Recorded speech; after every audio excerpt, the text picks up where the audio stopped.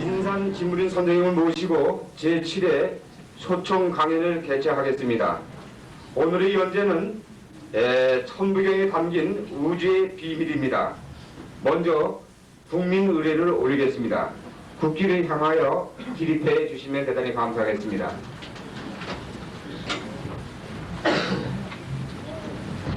국기에 대하여 경례! 바로 이어 지금 이 순간에도 병거로 신음하고 있는 지구촌의 이웃들을 하루속히 쾌유되도록 기원하는 묵념을 잠시 올리겠습니다. 묵념! 바로 착석해 주시면 대단히 감사하겠습니다.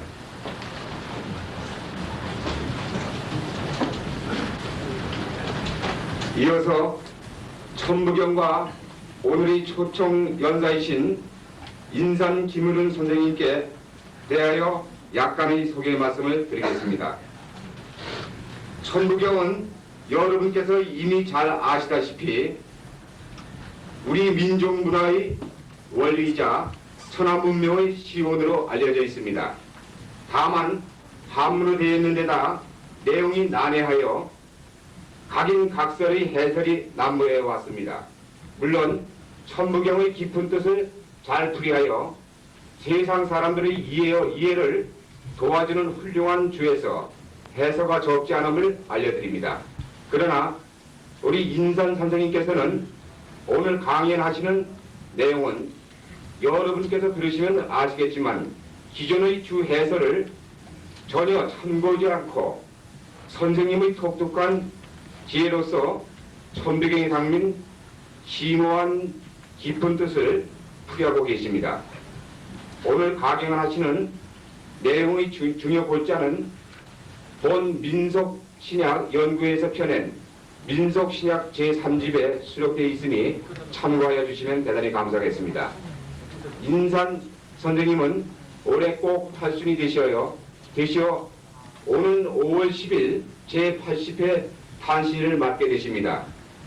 천부의 지혜와 겸비하시고도 지금껏 초야에 파묻혀 묵묵히 후학 지도에만 전념하시다가 본의 회원들이 따라 본 강의에 임하셨습니다. 한반도의 영산, 지리산 밑에 조그만 읍에서 오늘의 강의에 임하시기 위해 상경하신 인산 선생님께 이 자리를 빌어 다시 한번 감사를 드리는 바입니다. 독립운동가로, 한의사로, 한학자로 파란만장한 삶을 살아오신 인산 선생님은 요즘 급증하는 난치병 환자들을 일하고 계십니다. 최근 매스컴들은 아무런 조건 없이 인술의 지혜를 베풀고 있으신 인산 선생님께 민초들의 의황이라고 일컬어 칭호를 붙여드립니다. 그럼 지금서부터 선생님을 모시고 귀중한 말씀을 듣도록 하겠습니다.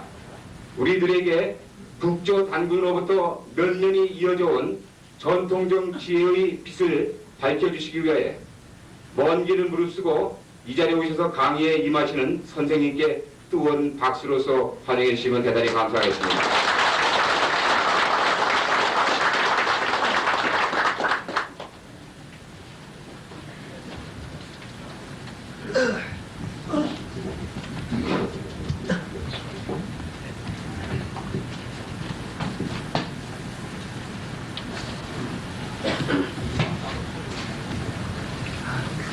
이렇게 오시기에 수고가 많아서요.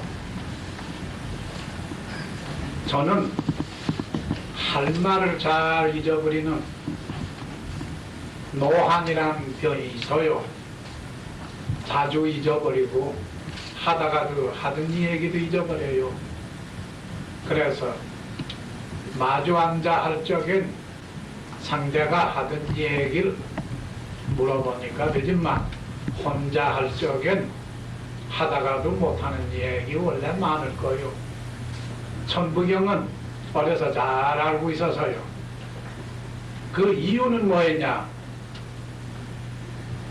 나는 올 적에 살코기 같은 육신 세계에 살기 위해 오질 않고 귀신하고 같은 영세계에 살라 왔으니 그건 세상 사람이 정신 이상자라고 봐요.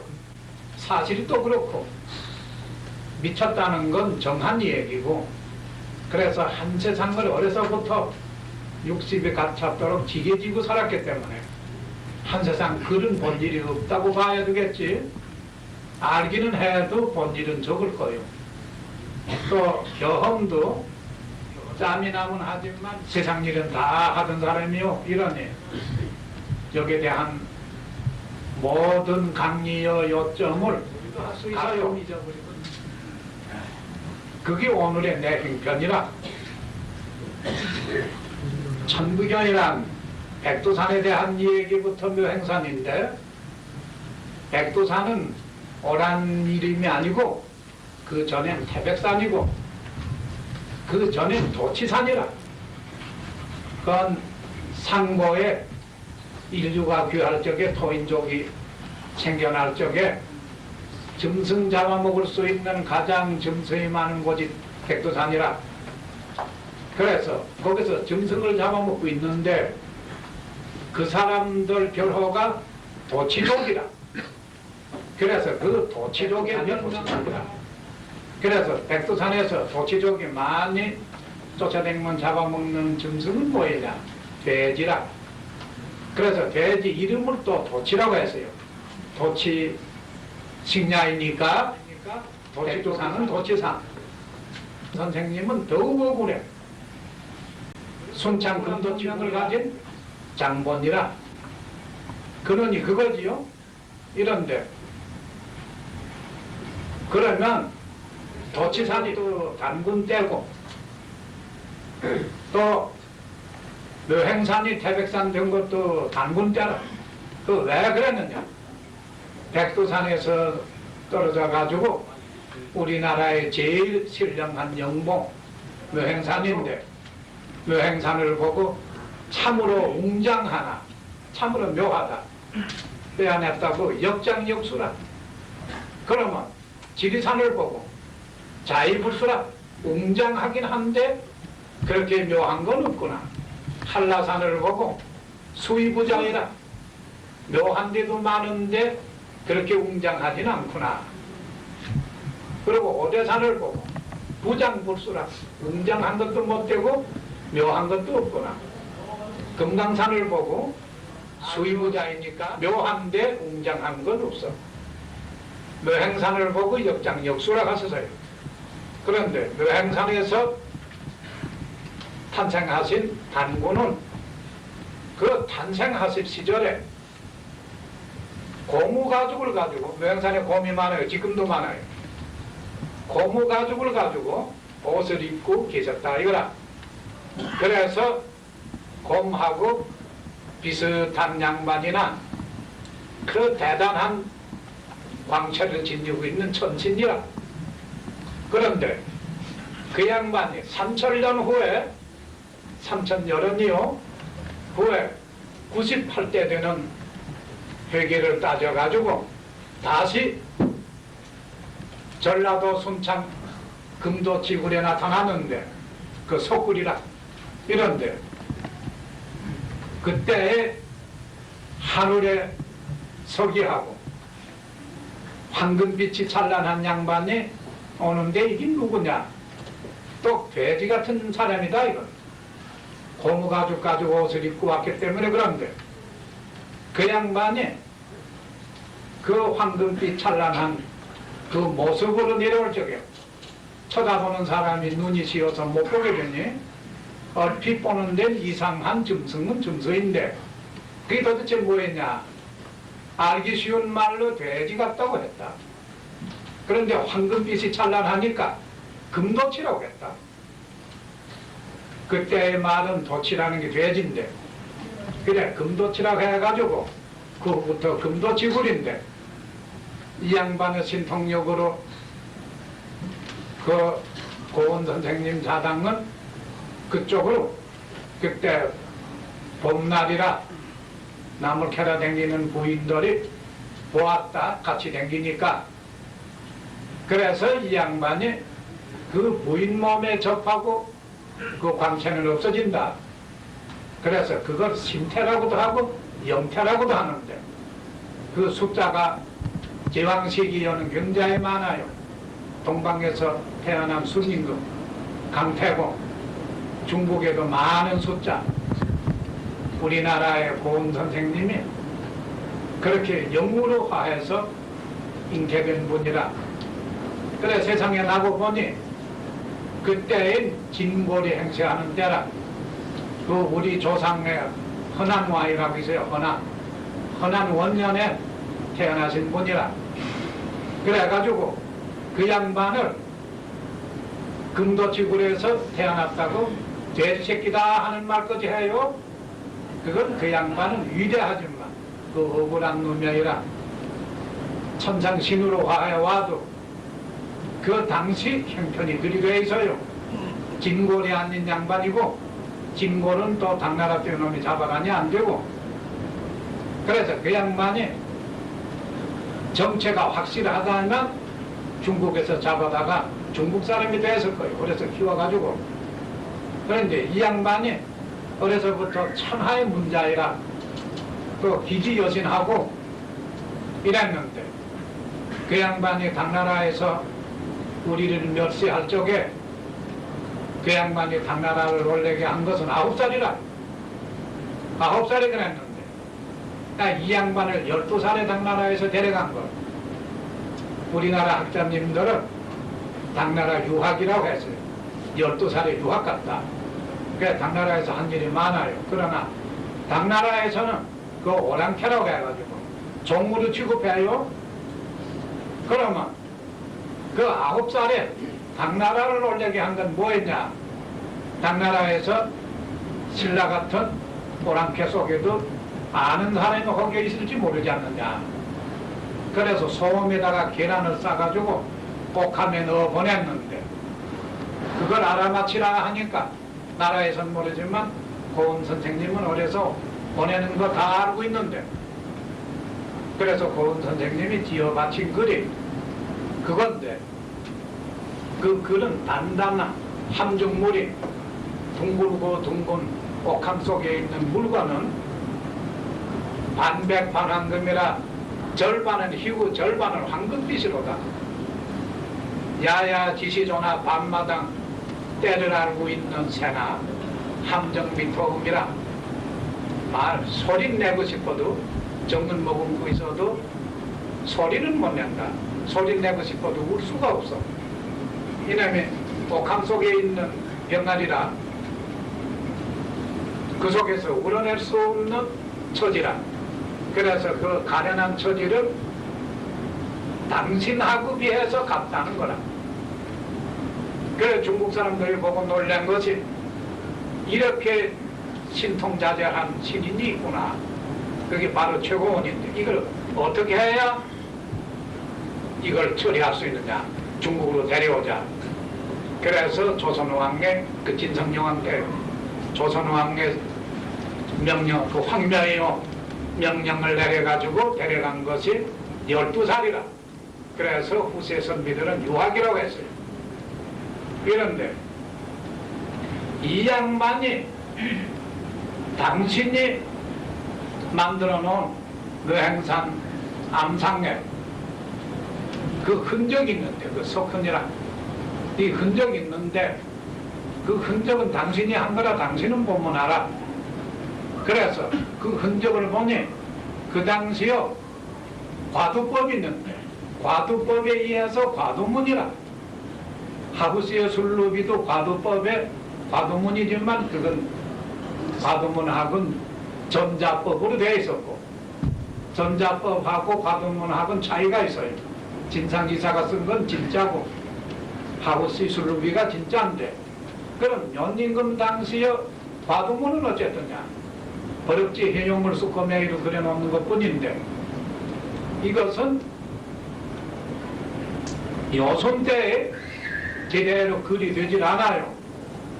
그래서 순임금의 가르침을 받아가지고 하우스는 술루비에다가 완전 전자에 갇혀오는 과도문을 기록해 놨어요. 그건 세상에 다 아는 술루비니까.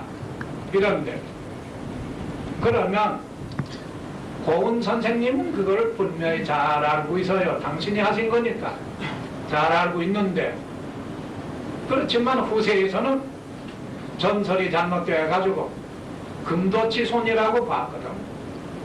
또 순창 금도치굴이 되어버렸다. 그러면 그게 단군이 재림한 곳인데 단군 재림에 대한 기름은 안 하고 고은 선생님을 욕되게 하는 말밖에 남지 않아서요. 그래서 그 사실을 난 어려서 전생의 신세계의 인간이니까 어려서 잘 알기 때문에 알고 있으나 그 귀신 세계는 자세히 말해줄 거예요. 지금 정신이 희미하고 혼탁한 때인 물론 대략을 기억하겠지요. 이런데 그것을 내가 천부경 해석을 할 적에 그걸 그대로 쓸 수 있느냐? 거기는 말 못할 비밀이 원래 많아요. 그래서 금도치 내용은 그게 아니다 하는 말은 할 수 있으나 그렇게 되기 전까지는 삼철열언이라 그동안엔 어찌 되어 있었느냐 그런 걸 세밀히 밝힐 수도 없고 나도 그걸 부지를 들고 쓸 수는 없어요. 내재간 가지고는 누구도 그 표현이 안 될게요. 소설 가르치겨도 소설은 만들 망정 제대로 표현을 할 수 없어요. 이래서 고은 선생님의 98대 단군이 재림하신 걸 나도 쓰기를 98대 손이라고 써서요. 그게 아니고 98대에 재림하신 분이라. 그래서 그게 천부교의 세상에 나타난 거라. 당신이 쓴 거니까 나타나지. 신인이 아니면 나타낼 수 없어요. 그래서 그 증거는 상고의 도치산에서부터 시작한 증거라. 이래가지고 내가 단군 98대 손에 최치원이라. 그건 나도 오늘 현실에 그 이상을 밝히면 너무 허망해. 그래가지고 허망하다고 할 수도 있고 학자들은 그 당시를 상상할 수 없으니까 전설을 믿어요. 그럼 2조 500년의 전설이 그렇게 허황한데 4천년 전의 전설은 허황하지 않겠어요? 이것이 난해한 문제라. 그래서 고은 선생님의 행적을 말하는 것도 난해. 또 천부경 속에 어려운 얘기는 난해요. 해석은 도저히 안 돼요. 그래서 고은 선생님 억울한 단군 재림하신 분인데도 금도치 아들이라 하고 있어요. 지금도 세상은 다 알고 있는 거니까. 또 노행산의 단군대와 같이 순창 금도치굴이 단군대인데 단군대라는 표현은 없고 금도치굴이라. 이게 우리 지금까지 살아온 겁니다. 살아온 건데 그러면 천부경에 일시무시일이라는 얘기가 우주의 진리를 다 밝혔는데 그러면 물 한 방울이 생기는 기간이 얼마나 힘들고 물 한 방울이 생긴 후에 그 속에서 물이 생기는 때까지는 얼마나 어려웠냐. 그러면 물이 생기면 벌써 그 속에서 불은 나와요. 그래가지고 물은 혼자 살 수 없어. 불이 없이는 다 얼어요. 얼음밖에 남지 않아요. 초목이 없고 모든 생물이 없으니까 우리가 이 세상에 없지요. 그렇기 때문에 불을 낳아가지고 물이 행세하는 거야. 인간은 크게 되면 자식을 낳은 연후에 어른이 되지. 자식을 낳지 않고 다 그대로 죽었으면 오늘 아무도 없을 거 아니오. 그래서 인간 세계에 들어와 놓으면 자식이란 떠날 수 없는 것. 상고에도 단군도 아들 삼형제 있어요. 이러니 최고원 선생님의 억울한 사실은 그걸로 끝내고 또 일시무시 일은 간단히 그렇게 말을 하고 석삼극무진본이라 하나에서 물이 불을 낳았기 때문에 하나에서 둘이 됐지만 또 거기서 모든 생물이 나오면 그게 삼생만물에 들어가는데 그래 삼생만물 세계엔 한이 없는 이야기라 그래서 그 한이 없는 이야기를 다 할 수는 없고 이 삼국지도에 들어가면 우리나라에 악성 세 분이 있는데 고구려의 왕산악은 왕치현이라는 아버지가 있어요. 그 아버지도 이인이지만 그 농사해먹고 살던 왕치현의 아들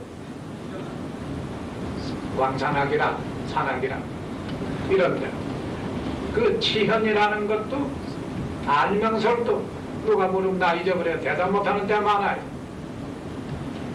그 양반은 모든 음악의 신인데 유독히 오동나무에 보활이 깃든다 해서 오동나무 검은 걸 좋아해요. 그래가지고 왕산악이 검은 걸 타면 천지간의 신이 다 와서 춤을 추고 있어. 그걸 본 학은 따라와서 춤을 춰요. 그래서 학은 신선이 타고 다닌다 이런 말을 해요. 그리고 내가 아까 한 가지 잊어버린 것, 단군 할아버지가 고무깍대기를 벗고서는 학창리라고 하그털로 끌어맨 옷을 왕으로 계시니까 이곳에서 9월산에 삼선도에 있어요. 그 양반이 떠나시던 곳 삼선동으로 갈 적엔 학창리를 입고 갔다고 해서 그 양반이 학을 타고 신선도에 갔다. 그래서 중국에서 학창리라는 법이 내려와서요. 아까 내가 그 잊어버려서 그 얘기를 못했어요. 그러나 석삼극이라는 데 들어가서 그 악성 세 분이 있다. 또 신라에는 백결 선생이 있고 이조에는 세종 시절에 박연폭포라는 그겁니다. 박연이라는 유명한 학자가 있는데 그 양반도 거분거나 모든 음악을 좋아해요. 그래서 백결 선생이나 왕산악이나 그 음악의 고전을 다 알고서 악보가 나왔는데 그것이 이조에 와서 중간에 끊어졌다가 박연 선생님이 다시 만들었어요. 그래서 그 악보를 고구려 때 저 백두산 밑에 가면 차기자 있어요. 새카만 차기자. 거기서 말은 벼룩이 기자이라고 해요. 벼룩이 기장 새카만 거 있어요.